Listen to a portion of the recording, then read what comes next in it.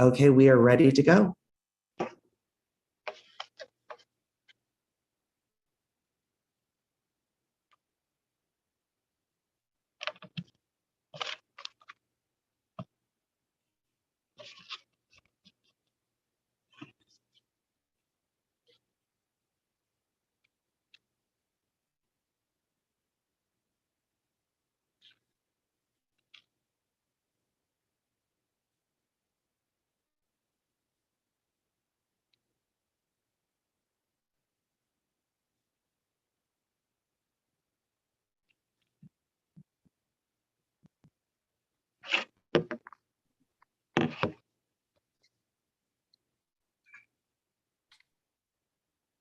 We are good to start the round whenever the chair is ready.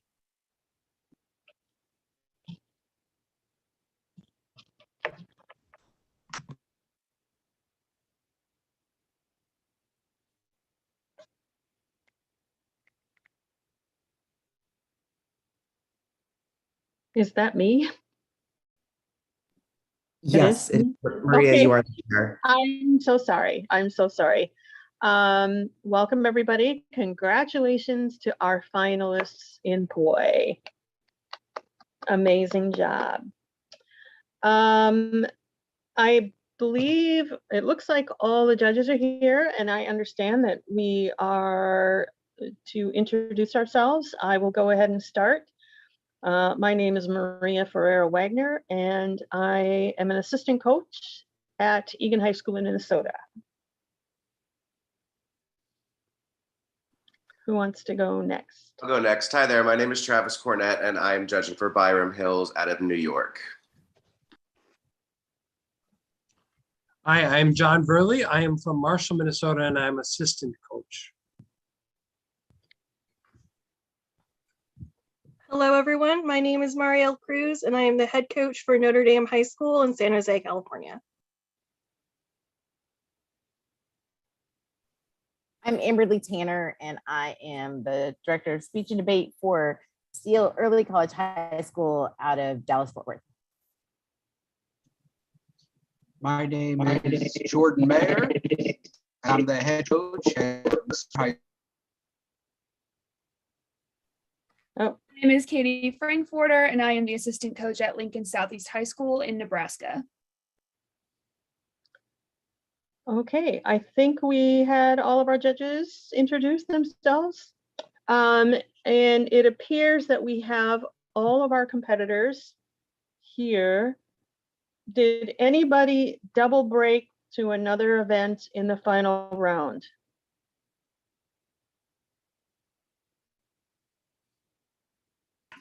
Down to the new POI link, I believe. Okay, I do apologize. Tab staff just told me to not go on with performances because the live link still is not truly live yet. Okay. Okay.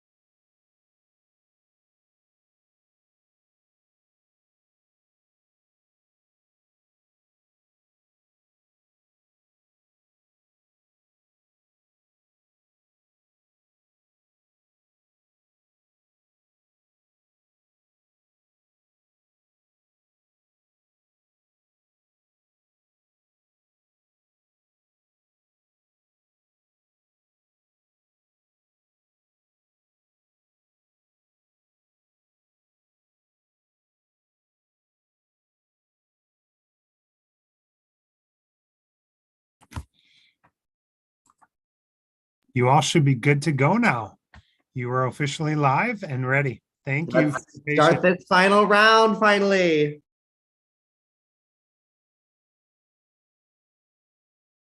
Maria, please take us away.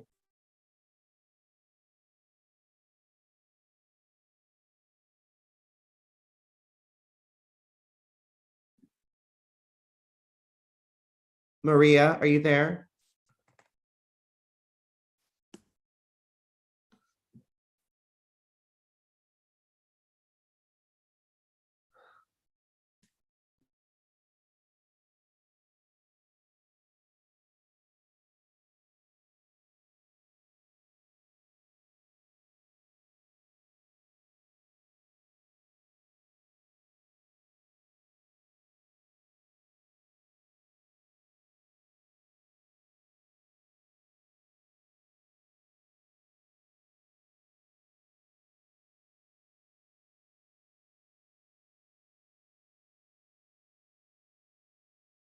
Maria?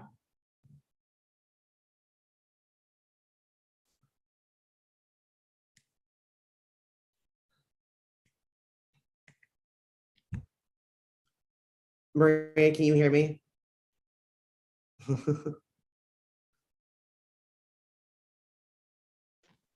Does it have to be Maria? Can someone else introduce? It doesn't, Maria does Do we not know have, if oratory is aware? Maria does not have to be the chair. I just want to make sure we still have a seventh judge, so the round is complete.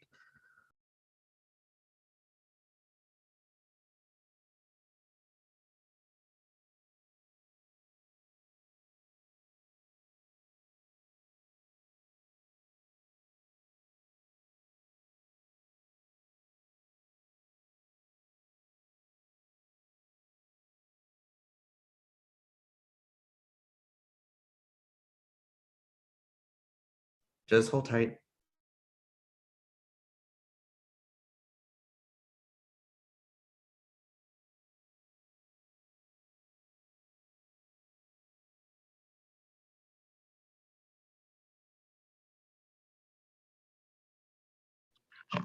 Okay, I don't know if you all can hear me.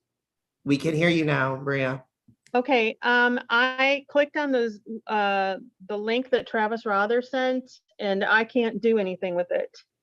I don't think the link is for anything for you to do with it. We're already live. That's just where everyone else will be watching us. So Okay. this is already streaming live. So you just need to chair the round and have the boys perform their great performances and have a great time.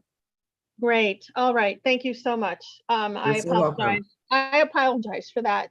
All right, let's get going with this. If it's okay, I would just like all of the competitors to just blip on to make sure we have no issues with video or audio. Callie Peterson. Hello. Great. Noldine.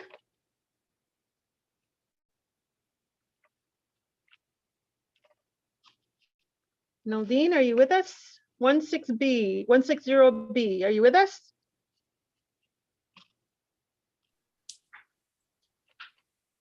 Hi, Okay. can you see and hear me? Yes, okay. I just want to get everybody's audio and video to make sure that we're good. Okay, I'm just going through. Speaker number 3, 089C, Santina Juma. Here. Can you hear me all right? Yes, I can. Great. The code number 057F, Latifa Adesina. Yes, can you hear me all right? I can. Very Thank you. good. Thank you. Next speaker code 168E, Lily Wynn. Hi, can everyone see and hear me all right? Perfect. Perfect. Great. And our final speaker code 147A, Carly Gellis. Hi, is everyone able to see me and hear me clearly? Looks and sounds really good. All right, let's get going with our very first speaker, code 190K, Callie Peterson. By the way, if anybody wants time signals, I'm happy to give them. I'll do the very best I can. Just let me know when I call you up. I will be good on time signals. All right, Callie, when you're ready.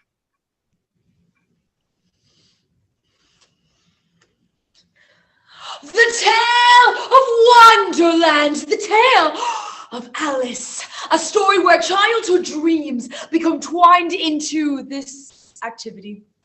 It didn't start any of my weight or eating issues. When I joined, I wanted to make new friends, to learn something new. And if I'm being completely honest, at first I stopped eating at tournaments because of stress.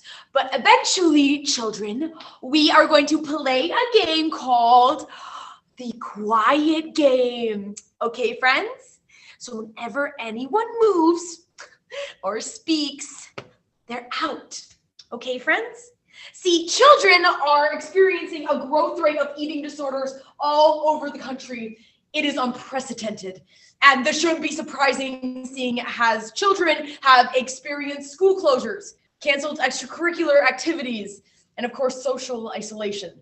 And unfortunately for adolescents with eating disorders, these significant disruptions may have worsened or even triggered symptoms in Alice.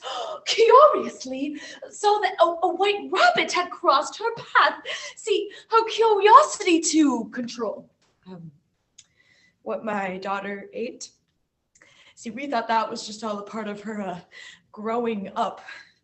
And we should have caught on to it sooner, but when you have this sporty, this food-loving kid, you don't expect kids to be quiet. See, the silent game, through your imagination, plants the curiosity. She raced across the field after it, and down a large rabbit hole. The rabbit hole dipped suddenly, and she was falling very slowly. She tried to make out where she was coming out to, but it was too dark.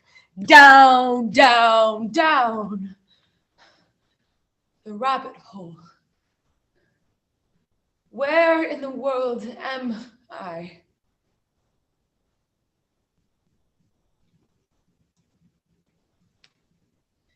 In November of 2021, the University of Miami released a study that identified the most effective tool for preventing eating disorders in students was actively creating an environment where they felt supported enough to report potentially disabled behavior. Unfortunately, for many students, these spaces are almost impossible to come by, and this activity is no exception. One of the hardest things that I have ever had to do in my 4 years of this activity came at the end of last season, when I finally told my coaches how my participation in this activity had contributed to my own condition. Luckily, that marked one of the final steps in my recovery, but it was only made possible by the distance a virtual season provided. So as we move forward and embrace the many benefits that returning back to normal provides us, it is essential that we acknowledge and resolve our community's long-standing discrepancy of preaching self-love and body positivity, while at the same time not providing students with the resources or the environment to actually get help. So, through the prose, The Quiet Game by J.C. Gonzalez, the poetry On Silence by Nora Cooper and Silent by Clint Smith, and articles from the National Eating Disorder Association, Harvard.edu, Reddit, Recovery Warriors, and using real anonymous confessions from the platforms at Minnesota Speech Confessions and at Speech and Debate Stories. Down the Rabbit Hole, a program for the team that pulled me out of the dark. Down, down, down, she was falling, and she was falling very slowly. She realized that the sides of the well seemed to be made with cupboards. See, Alice had learned that in order to be taken seriously in this activity, I needed to drop a couple pant sizes. It's pretty easy to avoid eating when everyone's too concerned about their own ranks to really ask or care. Even if they do ask, excuses like, oh, I don't want to eat in case I'm in flight A, or I was always taught that the most valuable thing that you could do was to sacrifice something you typically indulge in. But you see, 1 year during Lent, I gave up. See, I figured that the most valuable thing I could possibly sacrifice was Alice. Curiously, plucked one of the jars off the shelf as she passed, and inside found a very small cake with the words, "Eat me," marked in it. If I eat it, she thought, and it makes me grow large again, I thought. I thought that my daughter was okay, because she said she liked her body the way it was, and she didn't want to lose any more weight. And she even managed to fool the professionals with that kind of talk. And I suspected that my daughter had struggles eating on Saturdays in high school. I would consume not enough calories. Well, I was essentially running around a high school campus in high heels. I just needed more control, isolation, lack of structure, and heightened anxiety. See, these are just 3 possible explanations for the increase in eating disorders. It's not surprising considering what? The great puzzle. Whenever I eat or drink anything, it makes me grow large again. Down, down, down. Who in the world? And I don't want to talk about it. I don't want to write a poem about it. I don't want anyone to look at me, and don't want to talk about the quiet game. Children literally makes you believe that you have 2 separate brains. See, the healthy brain remembers not thinking about food all of the time, but the eating disorder voice, as scientists have identified it, will create intense negotiations about what foods are good and what foods are bad. You might hear this voice start to think about every single aspect of food after the tournament. See, that was based solely on how well I did that day. See, so 2nd place and above, and I could have a full meal, but anything lower than that, and the voice would tell me, I would just tell my teammates that I wasn't that hungry, and she was delighted to find that she had begun shrinking. and she was shrinking quite rapidly, and she was a great deal frightened by this very sudden change, but she figured that there was no time to be lost. She was shrinking rapidly in the weeks leading up to this. They just seemed like a car crash happening in slow motion. I have asked myself the questions so many parents have asked me, like how could you possibly not have known? How could Alice say anything, really? It's no use, though, that poor Alice. There's hardly enough of me to make one person. Down the rabbit hole of eating disorders. See, talking about my struggle with this is something I thought about for literal years, but the voice always told me, who really wants to see another eating disorder piece? Nobody cares. That's not true, because all it takes is one person who does. So this is my story. My eating disorder voice feeds the stream of lies. Like, if I eat it, she thought, and it makes me grow large again. Down. That hit of dopamine every time I saw the scale go down. See, that was the addiction. Fast forward, and I'm going quite mad. Down.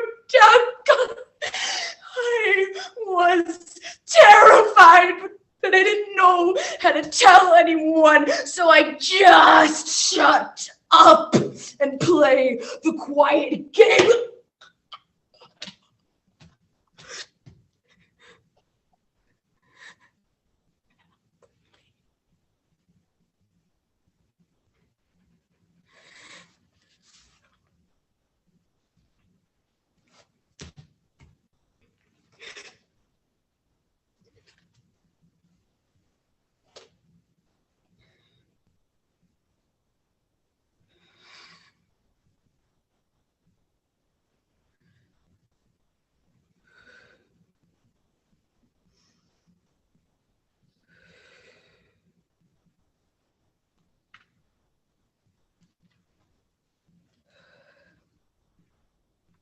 I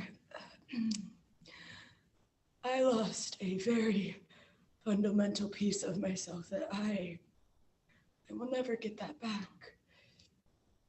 But that does not mean that I have ever regretted telling people, because a good family and community will support you. And eventually we will learn that playing and winning the quiet game really isn't about being quiet at all. And if the voice ever tells you anything differently, shh. Thank you.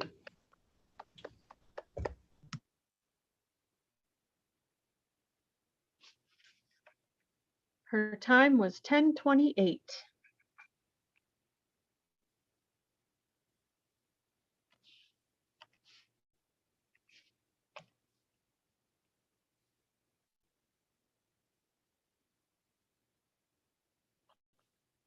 Judges ready for the next speaker? Just give a thumbs up. All right. Speaker number 2, 160B, Noldine Belizeri.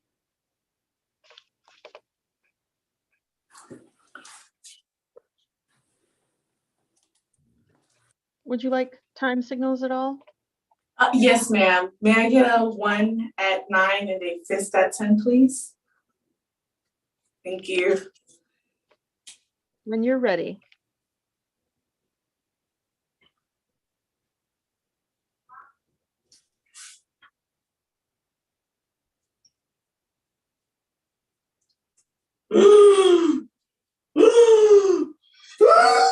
High television!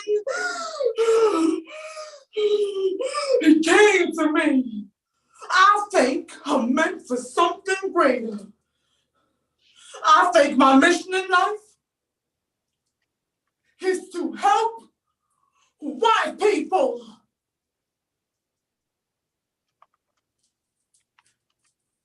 Yeah, I know. I'm flipping through some of these TV stations, and I'm watching these programs like Oprah and V, and I'm seeing some of y'all kids out of control, and I really want to ask white people, why don't y'all just beat your kids, man? Beat them, whoop they ass. I mean, my mama beat me. And look how I turned out. I mean, y'all give y'all kids all kind of timeouts and special places. What is a special place to a Black child? That's a coma. I mean, I have to ask.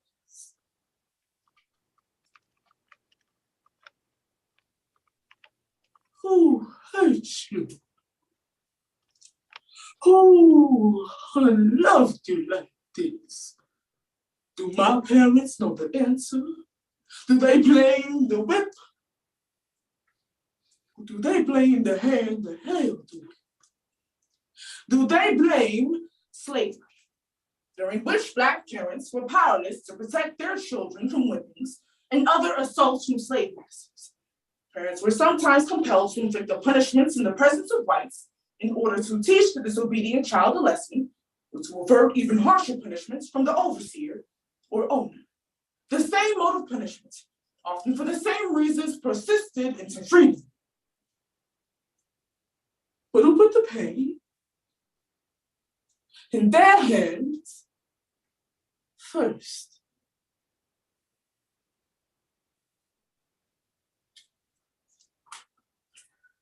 Members of the Black community are weaponizing the same corporal punishments that subjugated our ancestors. According to the American Psychological Association in May 2019, approximately 50% of Black families use physical punishments as a form of discipline, by whippings and spankings with belts and other objects. Despite the enormous amounts of research and statistics, we seldom remember that this same physical is emotionally rooted in the history of slavery, which oppressed our ancestors. We as a community are continuing the violence, inhibiting intergenerational healing, and allowing the master to change forms even to this day. So, to the literature, Spare the Kids by Whipping Children Won't Save Black America by Dr. Stacey Patton, Post-Traumatic Slave Syndrome by Dr. Joy DeGry, the comedies Everybody Hates Chris by Alina Roy and Chris Rock, Black Discipline by Ari Spears, the drama 12 Years a Slave by John Riley, articles from the Washington Post, New York Times and Revell, and the Post.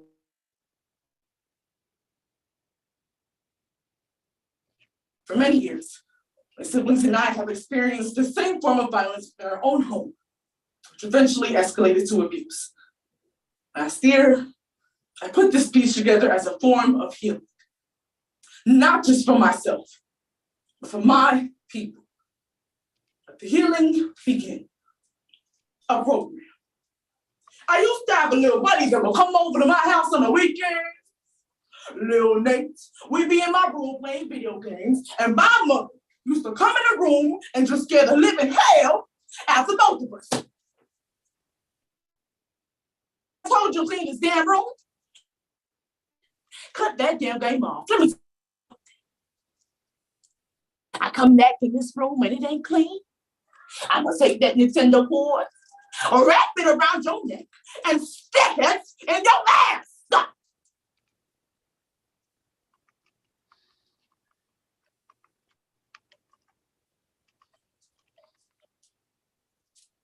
All right. Love you, baby. How is it?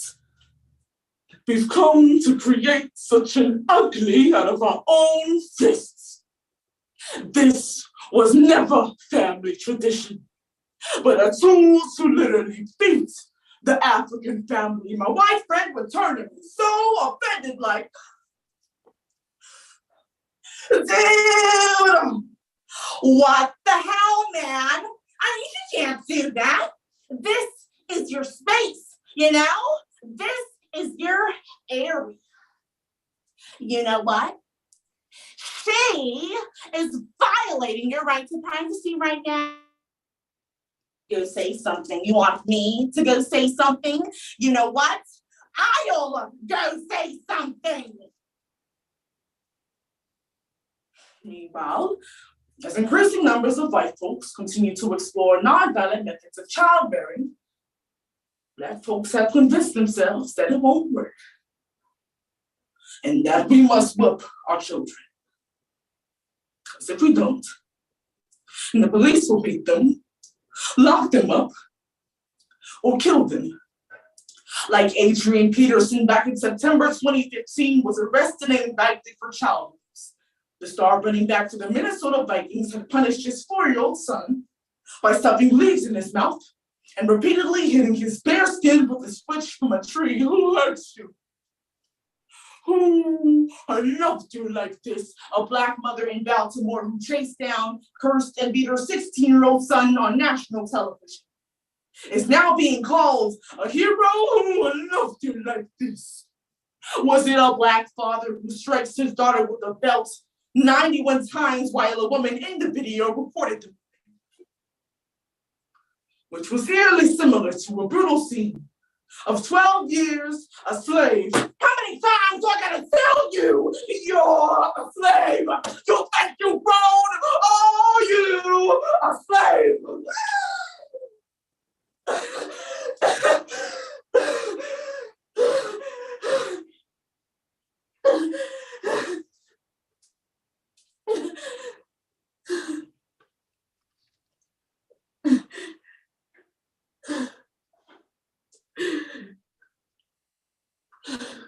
No. No.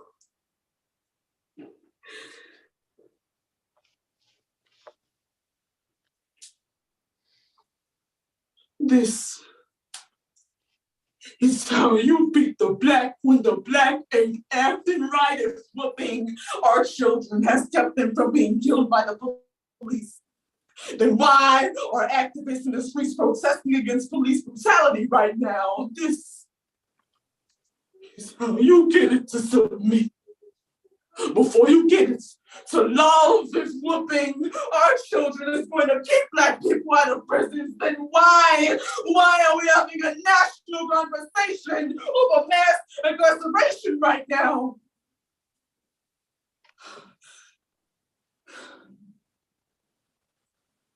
It is devastating that so many Black parents don't realize that they treat us the same way racist white people do. Black children are already growing up in a society that tells them that they are worthless because of the color of their skin. They should at least be able to feel safe at home. I know that we begin whipping our children, so master when you get the chance to. And you know it's difficult to unlearn what you think made you. So I don't blame the whip. I don't blame the hand that held the whip. I'll blame the man that put the pain in their hands first. Trauma does live in our bodies, but we must confront the past and our painful childhood memories and start rejecting the lie that whooping our children is going to save the Black community. Black children should be granted to run, play, get dirty, and make mistakes. We don't have to be prisoners of our history. We can free ourselves. One moment, one child, and one generation at a time. So let the healing begin.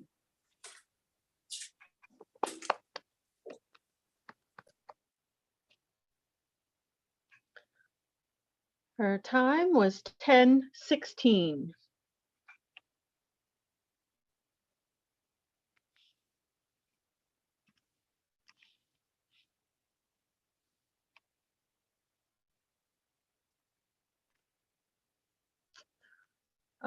Are the judges ready for the next speaker?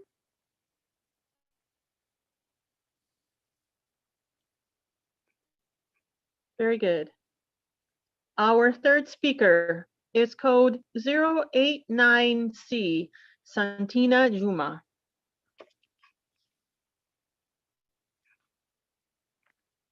The year was 2011.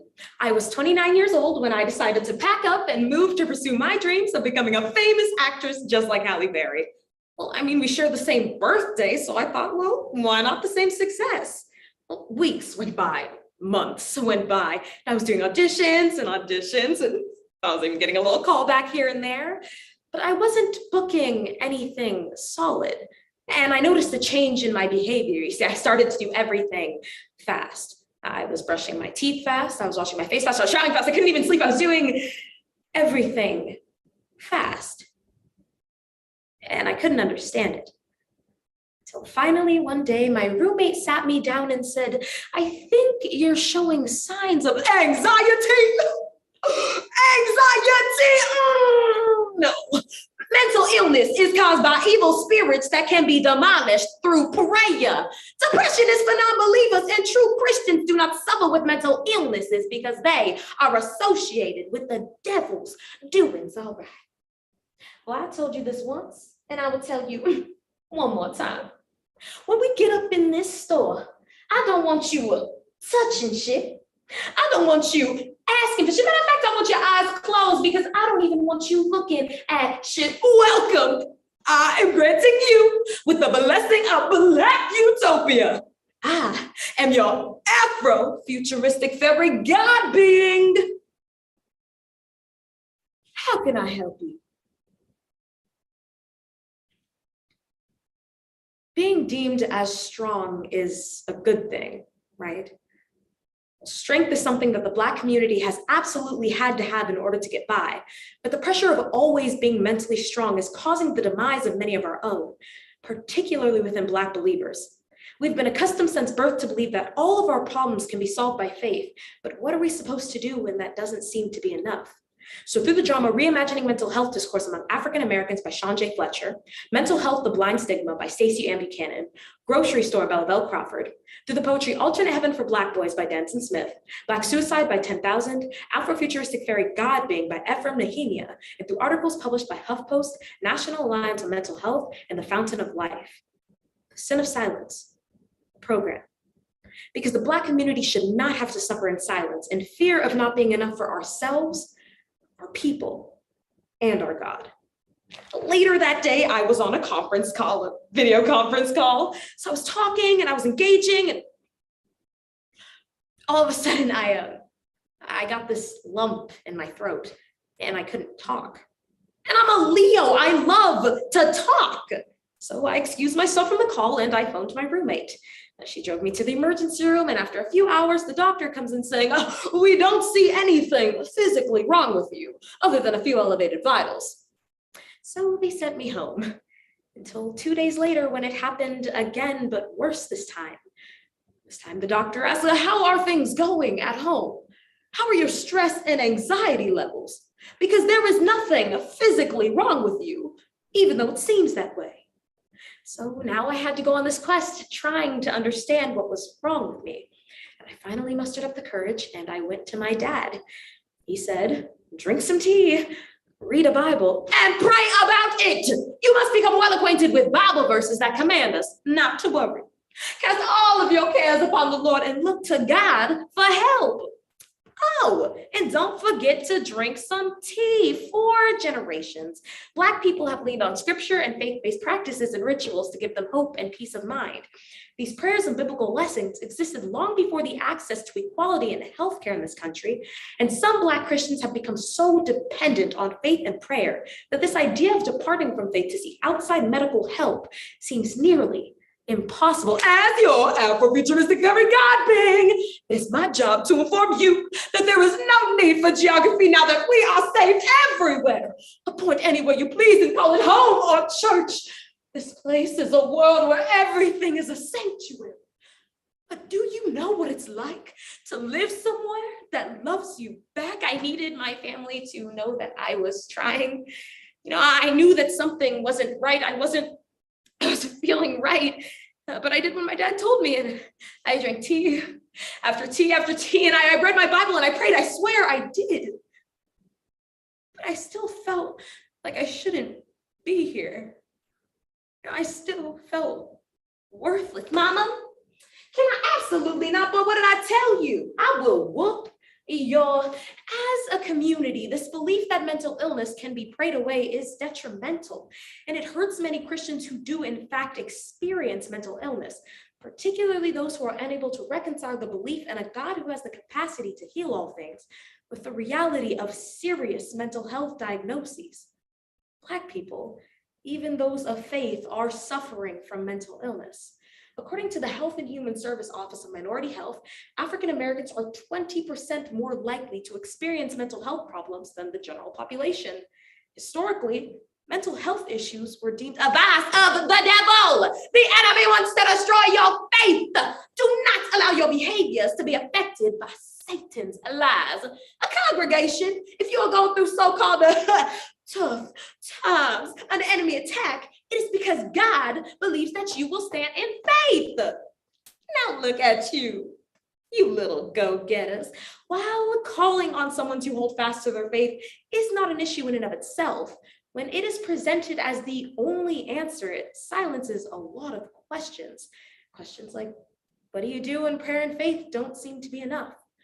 Too often when someone asks this question aloud, they're met with shame and they're told they lack faith.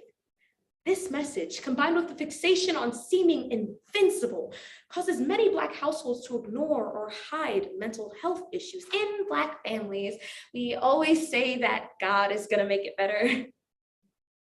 My dad told me that God was going to make it better. But we never talk about how we can make each other better. We always say, be quiet and be strong, but what happens when you finally have to look your parents in the eye and say that you really want to be here sometimes? But other times you don't. And the only thing your family is able to come up with is that the most selfish thing you can do is commit suicide. So all you do is contemplate on keeping them proud, but not breaking yourself in at the same time. You see in Black families, we turn our trauma into fairy tales come true here. Oh, please don't call us dead. Call us alive someplace better. In this reality, all we know is joy. All we know is victory. All we know is triumph. All we know is how we keep ourselves alive. They say we are proud people, but sometimes we just tattoo our trauma onto our skin and call it battle scars. But really, they are just open wounds that we dig and pick at each and every day. But I guess until we're ready to talk about it, we'll just keep being like, Black suicide is a fable. Only thing Black and suicide is phantom. Look how every day we can stare death straight in the face and say, get behind me, Satan is a liar. You all thought Pinocchio was bad? He does not want you believing that your prayers will be heard and answered, or that God is trying to help us through. I went back to my dad and I told him that I just don't understand. I need to understand. I need to talk to somebody. And he said that since you like to chat so much, why don't you go and tell all of your business to strangers? He was so scared that people would think that he's raising a mad daughter. What parent wants to claim that they failed at raising a sane human being? But that's just what I did. See, one day I was just sitting at the park and I was crying, and this stranger comes up to me and asks me what was wrong. I ended up pouring out everything to this woman, and you know what? I felt a release I couldn't explain. I didn't have to be strong anymore. I didn't have to be anything. But I still heard my dad. Mama, I know you said no, but can I please just exist without constantly having to protect your image? Can I feel? Can I be a human being? I wish I felt then like I feel now, like I can be my own fairy God being and grant myself a blessing when I need it. Even if only in this moment when my existence is not just strength. No, it is worship. It is church. It is salvation. It's turning to the Lord and my people and saying that we are beautiful, that our lives are worth it, and that we are worth it, that we gonna be all right. We gonna be all right. We gonna hold on to this moment for as long as we can. And let the congregation say, amen. Thank you.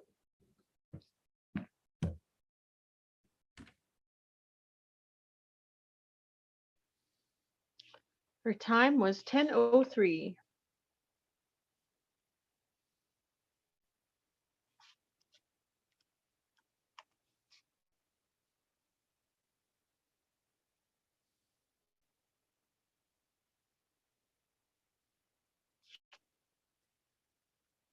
Judges ready for next speaker?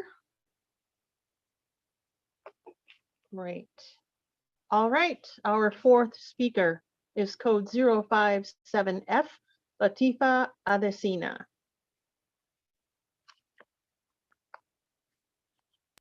Can everyone see and hear me?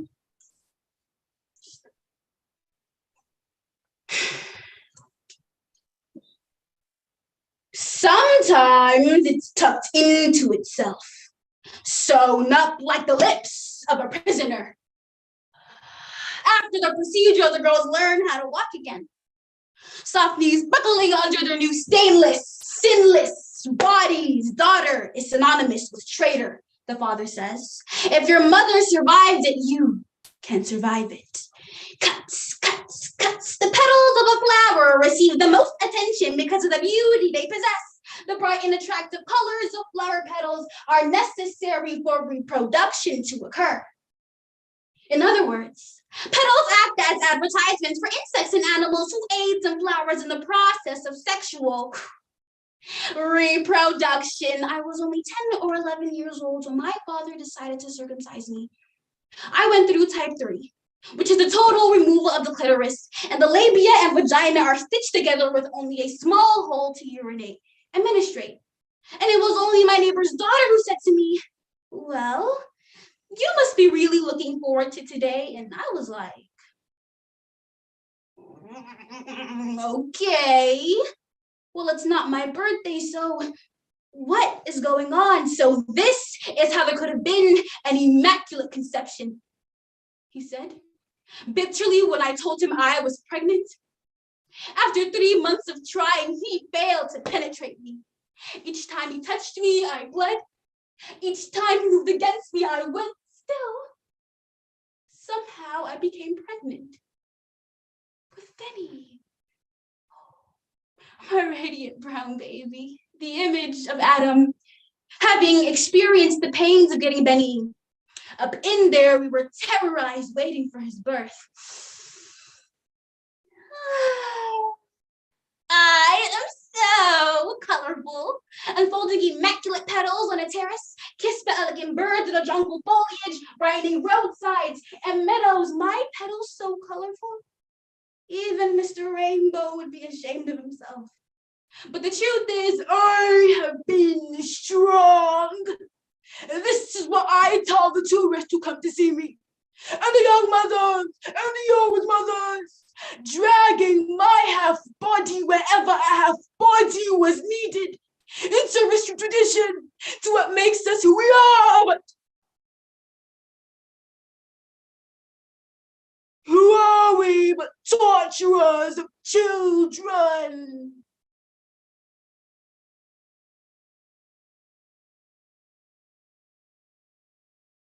In the 1800s, girls who learned how to orgasm through masturbation were considered medical anomalies. They were often treated or corrected by the amputation of the clitoris or by sewing vaginal lips to keep the clitoris out of reach. Although the last recorded clitoridectomy in the United States was performed in 1948, the need to control a woman's sexual urges continued to cause women around the world to become victims of female genital mutilation. And I wish I could say that I was shocked that the only judge who has ever questioned the relevancy of this topic happened to be a cisgendered white male with a pen and a ballot in his hand, when this dangerous operation is happening in every corner of the planet, and still the world is silent. So at the poems, A New Dawn by Daisy Sarah Esenipwaka, This Woman by Alicia Harris, Girls by Washington Shire, Iris by Sahra Kosin, Daisy by Miranda Wang, The Liar by Lexi, Thanks to Flowers by Katie Farrell, Budding Existentialism and Dead Flowers. Articles from Brooke in unwoman.org, The Web Report, The Sexuality of Flowers by Sarah Davis, the short story, The Sad Flower by Jocelyn Soriano, and the novel Possessing the Secrets of Joy by Alice Walker. Free you, Judge Jeremiah, and anyone else who thinks they can discredit the voices of women. A battle cry. Because when we cut women, we gut humanity. Oh, to the slut who doesn't have sex, but is still a slut for not letting him cut me because all my friends had had it done and told me it was really painful, that it was horrible. So when my uncle told me it was my time, I was terrified. His head was blue and yellow and badly mishapen. The obstetrician broke 2 instruments trying to make an opening large enough for Betty's head. He used a scalpel, then a pair of scissors. How did that big baby even get up there, Miss Johnson? The truth is, I am often troubled. You see, I'm only good when others gaze upon my colorful petals. I'm only beautiful when others look at me and admire me. My petals are only petals because they have some use for somebody. Oh, to the surgeons, to the knives, well, deftly in the sutures he made of our own mouths when nothing else could close the wound the cutter opened, breaking into someone else's daughter just as another woman's son breaks into theirs. But the sons know nothing of what is done to women. They only know they're supposed to be men enough to break into the woman's body. Good morning, flower. You certainly look wonderful. Why, thank you, little boy. I'm so glad you like my petals. They're colorful indeed. You must be so glad you came out. It would have been a waste to hide your pretty petals from the world. And then he comes to me, plucks a petal. He picks again, plucking the petals again and again and again until they were none. Can you imagine the life of a Sunga who feels I learned not to feel because for my mother, it was torture. My mother had to circumcise the girls in my age group, and when my turn came, she tried to get away with cutting lightly. But of course, she took out the outer lips and the inner lips too. She tried to leave me a nub down there, but the other woman saw what my mother started. The witch doctor finished. But mother, did you truly survive it? The carving, the cutting, the warm blade against the inner thigh, scalping, deforesting, leveling the ground, silencing the devil's tongue between your legs. If you lie to yourself about your pain, you will only be killed by those who claimed you enjoyed it. I am asking you sincerely, mother, did you truly survive? The woman who cut us was my grandmother's sister. And when my turn came, she tied me down. She used a clean and new razor blade, but there was no anesthetic when she took out the outer lips and the inner lips, and then gave me an injection, stitched me up, and then tied my legs together so I could not open them. I was like that for 4 weeks. Strangely enough, I have no memory of her cutting me at all. It's as if I am lost in my own germination. I miss the innocence. At adolescence, I miss the days of being a seed, because remaining a seed would have been easier than blossoming in a world that aggressively plucks my petals as I blossom. You know how dead flowers are weak and brittle? Well, you made my body decompose while it was still very much alive. It's like you like to feel my body break. I can no longer see myself for the girl that rose from the mat 3 months later and dragged herself out the initiation hut was not the girl who had been taken there. I was never to see that girl again.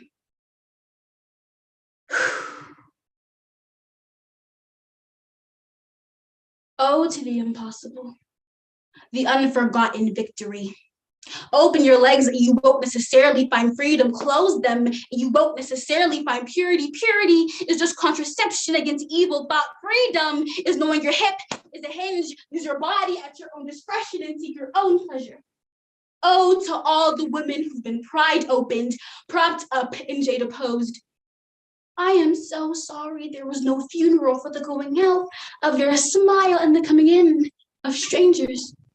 Has anybody bothered to ask girls about their experiences? No. They do not want to hear that their children suffer.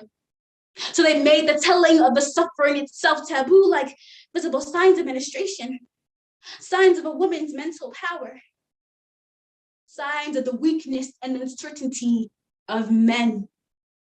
Ladies, what lies between your thighs is a man's genesis, so how dare he spit upon the scripture. We must defend and protect her childhood.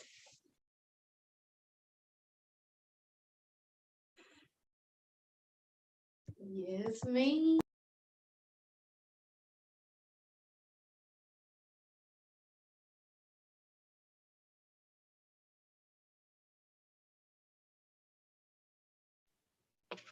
Time was 9:58.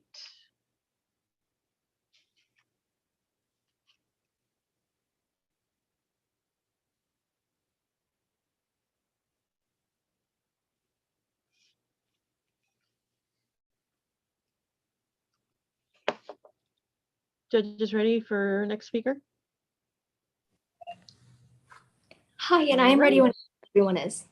Okay, 168E, Lily Nguyen. Whenever you're ready.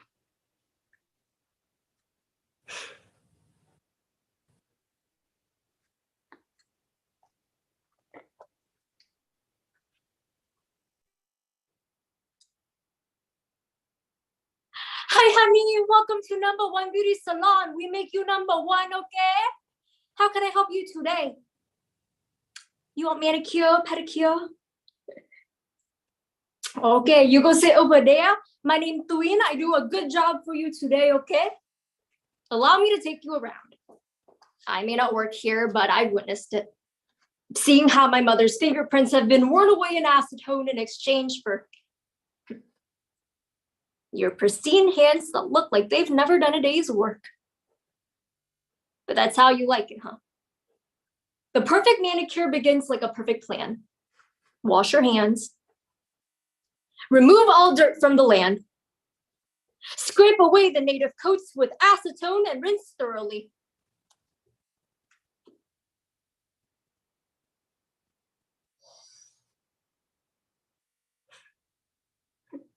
Ten things I hate about the nail salon. Number one, I know it's not always perfect, but if I am paying 50 plus tip for something I could do by myself, well, then I expect you to do your job. Well, then I come in at what? 7:55? And your little sign there says you close at 8. Well, then do your job. It's what you came here to do anyways, right? You know, I don't care if your wrist hurts or you've got family waiting at home. Well, it's your job to make me look pretty, so do your job. When you come to the country here, the easy way to be getting the job is to go to the nail salon with all the other Viet people. That's why all the Vietnamese immigrants, they all do nail business. You know, us Vietnamese, there's something so special about our hand. Every time we touch, you can feel deep down. It's truly something so magical.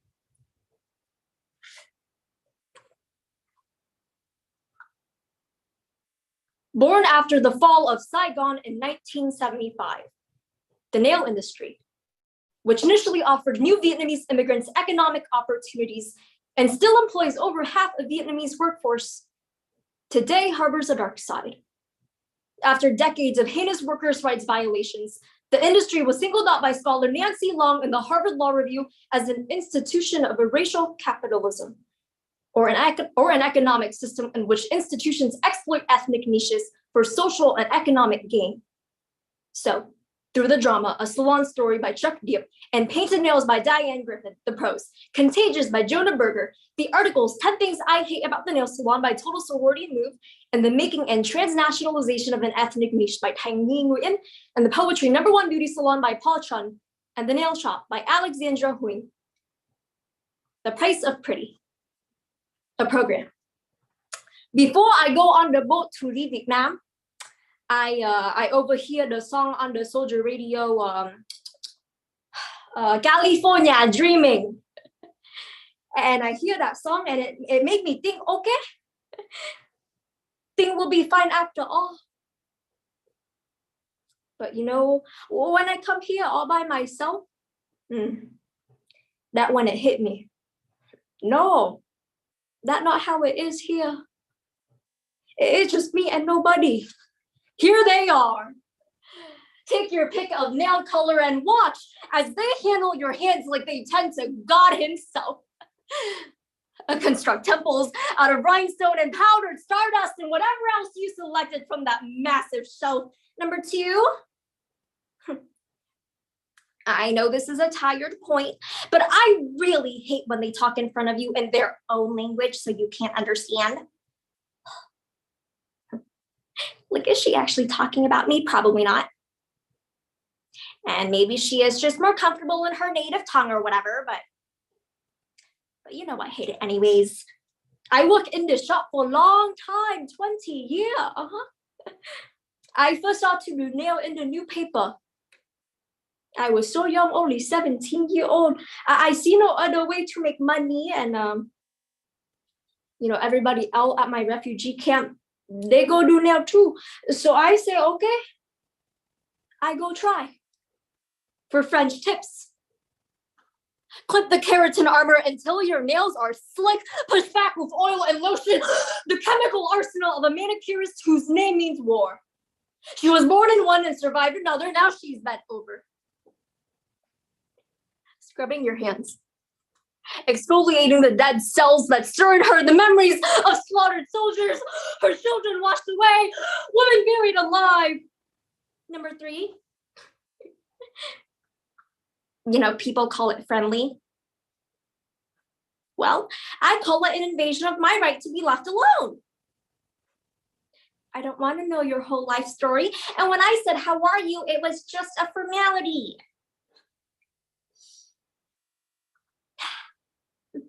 And you know what? Out of all the people who think they've earned speaking privileges today, I especially don't want to have a conversation in broken English with my manicurist for like an hour before I look at the factory. All we do all day, we sit in the room and we put pot together. So boring. I like to work at the nail salon. Yeah. All we do, we tell you how it works and what you want, we do for you.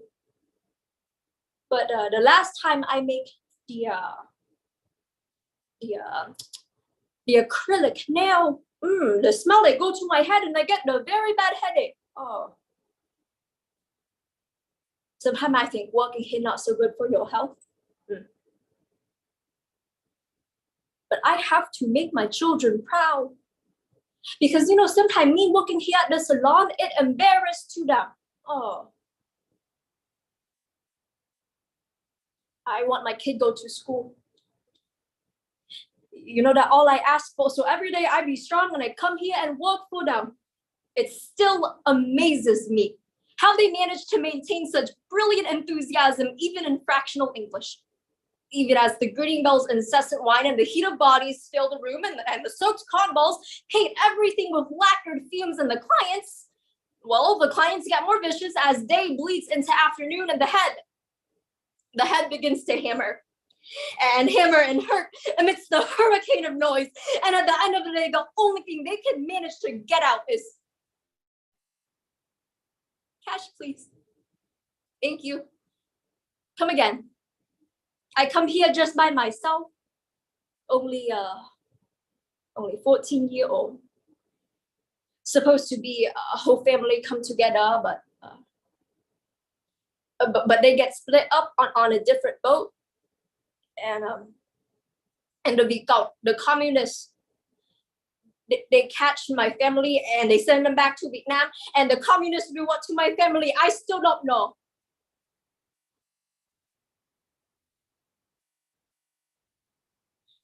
But I'm so young then. I don't understand. So on that boat, all by myself, I the one who asked. Where my family? And the older people, they tell me, no, just you wait, your family be here soon. No. They gone. Add a base coat. And make sure the brush gets deep down in the nail groove. Maximum coverage makes the killing easy. To prevent chipping, add a layer of toluene. Ignore all casualties, the bodies mangled by dogs, the bombs still bursting. It's no coincidence that the Vietnamese own and operate nail salons in this country. It's called racial capitalism. I once asked my mother why so many Vietnamese women own and operate nail salons in this country, and she told me it's because we're a hardworking people, a detailed people who know how to make things beautiful. Then I wanted to tell her, yes, but we're also a shipwrecked people who learn how to take shelter and weather the storm even after the sun had come out. My hands, too, will become calloused. Veins branching along my skin like the waterways of my mother country.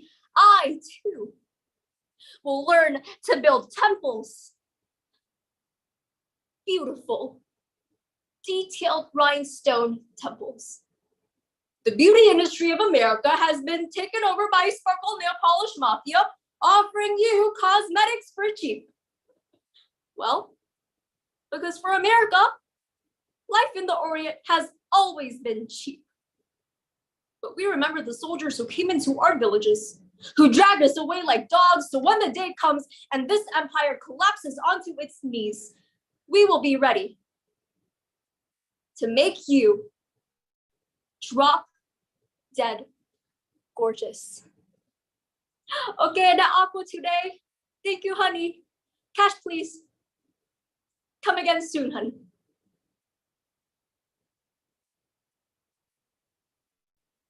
Thank you.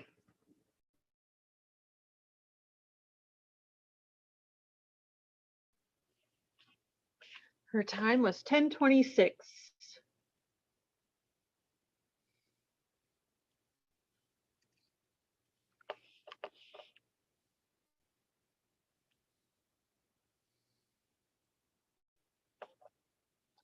Judges ready for the final speaker?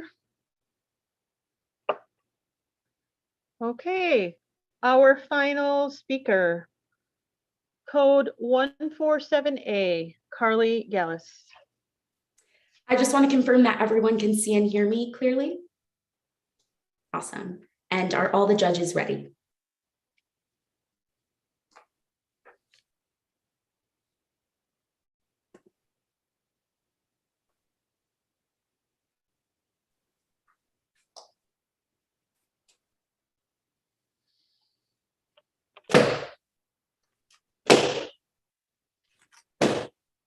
It's the 4th of July, a day meant to celebrate freedom and tolerance in a country that seems to have forgotten both. There is less to celebrate every year. It happened in Scotland, of all places. I'd spent the weekend at the 8th annual Beyond Borders conference. One of a few dozen speakers on foreign policy, human rights, arts, culture. Last night at dinner, this girl remembered a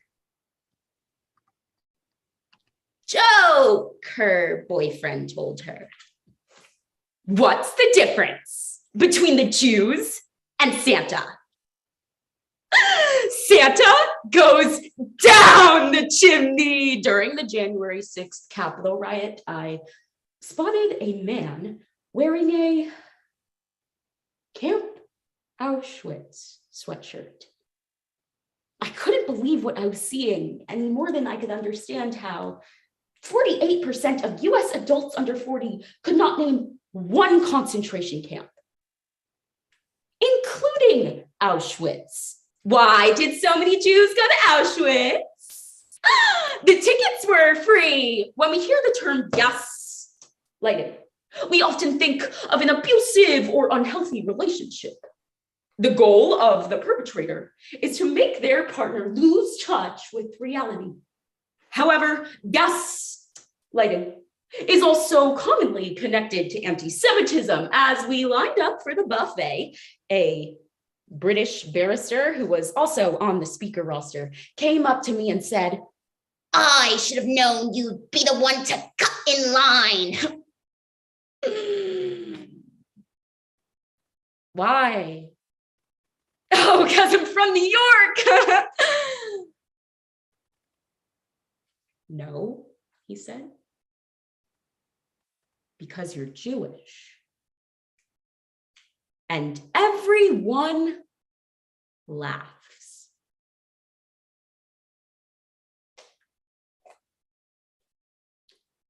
According to the American Jewish Committee, 1 in 4 American Jews has been a victim of anti-Semitism in the last 12 months. And while 82% of American Jews believe that anti-Semitism has risen in the past 5 years, only 44% of the general public believes that to be the case. This blatant refusal to acknowledge the severity of present-day anti-Semitism is known as anti-Semitic gaslighting. As a Jewish girl, I've witnessed heart-wrenching changes within my own community. I long for a world where I can enter my synagogue without having to pass through metal detectors and security guards, where I can go to the bathroom at school without facing swastikas etched into stall doors where I don't have to be afraid of what my judges will think. Every time I give this speech, because only 21% of the general public even believes that anti-Semitism is an actual problem. Through the prose, The Most Anti-Semitic Thing by Jody Doran, my dad finally agreed to tell me about his time at Auschwitz by Lisa Kanarek, the poetry Being Jewish Means Being Too Much or Not Enough by Jared Singer, Holocaust Joke by Eden Rousseau, and articles from the Jewish Times and the New York Times. When will it count? A program. Because it's time to obliterate anti-Semitism and embrace Jewish culture. It's the 4th of July, so we throw a party. Among those who come is, hey, it's the good man.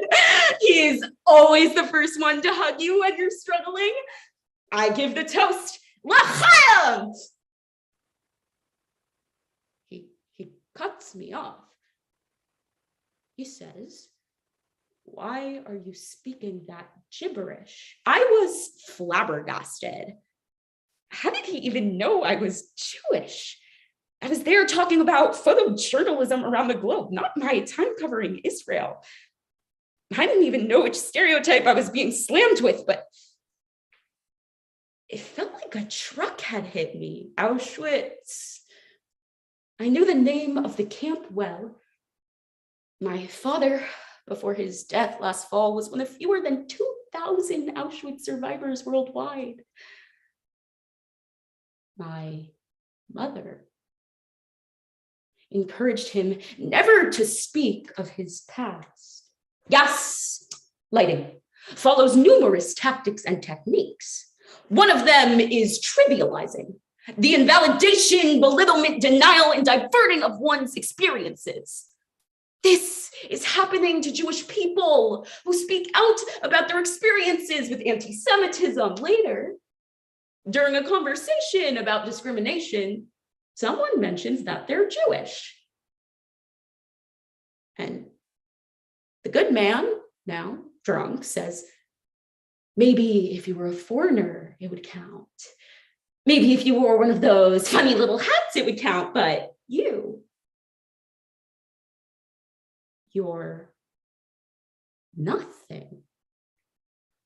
I told him that what he said was offensive. He said it wasn't, because he had been married to a Jewish woman and had Jewish children. He mentioned something about having lived in Israel or known Israeli Jews, trying to do that some of my best friends are kind of thing. How does a German guy pick up a Jewish woman? With a broom and dustpan! I excused myself to go and be reminded in peace of the half of my family killed in Greece in the 1941 German fall. Of my grandmother, our family's last survivor, dying on the other side of my bedroom wall. This was the most anti-Semitic thing that had ever happened to me. But it really wasn't that bad. Not certainly compared to the beatings visibly Orthodox Jews suffer on New York subways, to the fatal shootings at synagogues and kosher supermarkets weeks later. The first time I tell this story, the good man is there. When I'm done, he says, I can't believe someone said that to you. And just for a moment, just for long enough for me to decide that this was more important than our friendship, I tell him, it was you.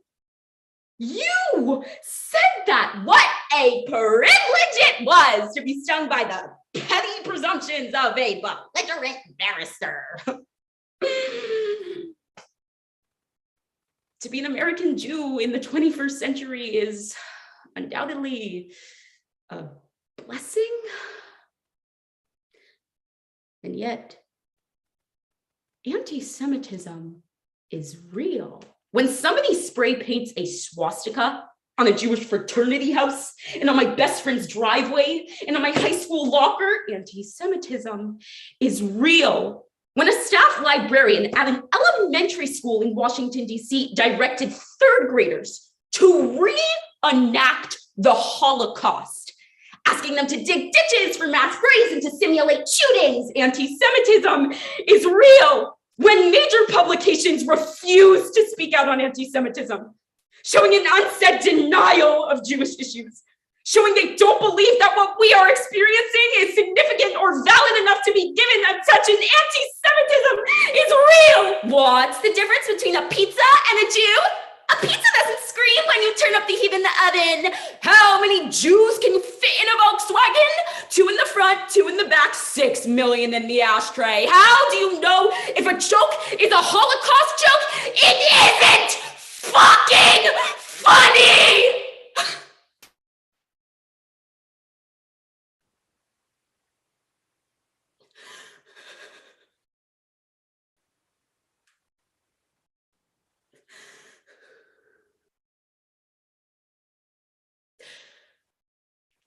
The good man apologized. We laughed. But I don't invite him to parties anymore. These conversations were years ago. I don't even know if he remembers. But God, I never stopped thinking about it. Jewish people, you are not overreacting or being dramatic in your feelings. Being Jewish is something special and something that should bring you pride. And I promise we will get through this together.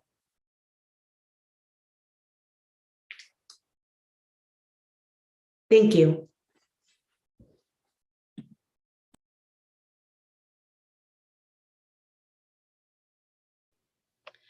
Once again, congratulations to all the finalists. That was an amazing, amazing round. Good luck to all of you.